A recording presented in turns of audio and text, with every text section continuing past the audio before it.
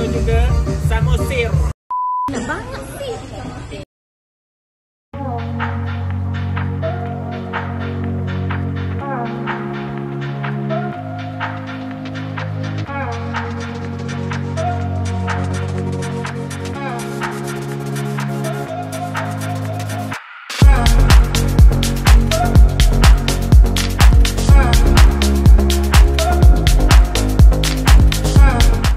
Sekarang kita dah sampai ke Lake Toba, di mana tasik terbesar di dunia. Tasik semula jadi. So kita baru sampai jam 4 4 suku. 5 lah.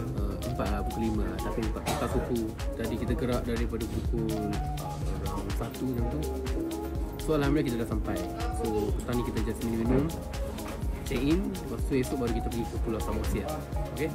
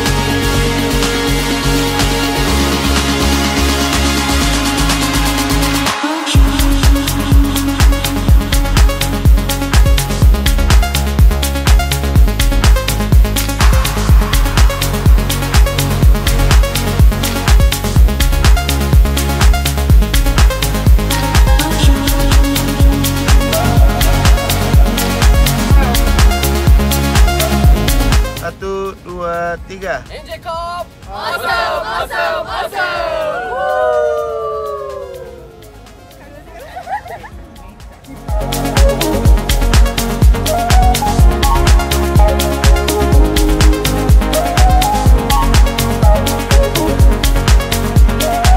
So sekarang kita dekat atas ferry, kita nak menuju ke Pulau Samosir lagi, tak sampai lagi. So inilah rupa kita punya ferry. Okay, private, memang kita je ada. Kita ada 2 group lah dari Malaysia. So memang tak share orang, memang daripada hotel kita juga. So kita jumpa dekat Pulau Samosir.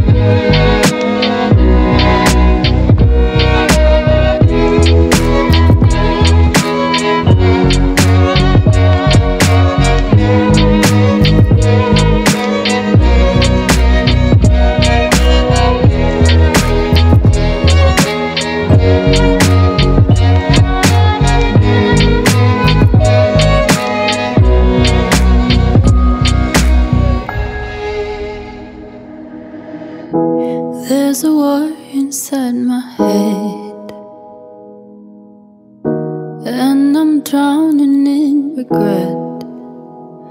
When the lights come down, got an empty crown. My body's missing pieces, can't pull it all together. Nak ucapkan terima kasih banyak-banyak kepada NJ Corp yang membawa kami, sebahagian tim NJ Corp ke Medan. Ada juga beberapa tim yang tak follow, ada tim yang follow lah. So terima kasih kepada NJ Corp, Eddie Rose kot, dengan Mas Dani iaitu tour guide kita. Harap berjumpa lagi dan banyak pengalaman yang best dekat kota Medan ni dan Toba. Dan Toba tu memang patutlah korang datang. Benda tu memang cantik lah, cantik.